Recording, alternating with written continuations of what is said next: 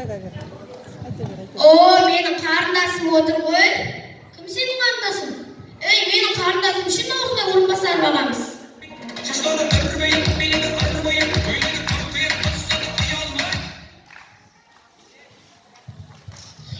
Өзіміздің рақош отыр екен ғой, артымыздан қалмай суретке түсіріп жүруші еді ғой, телефонын арқалап.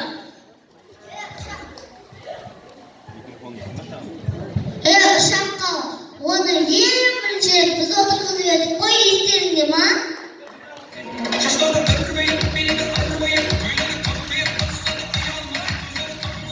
Содан кейін көтеріліп кетті ғой аспандап.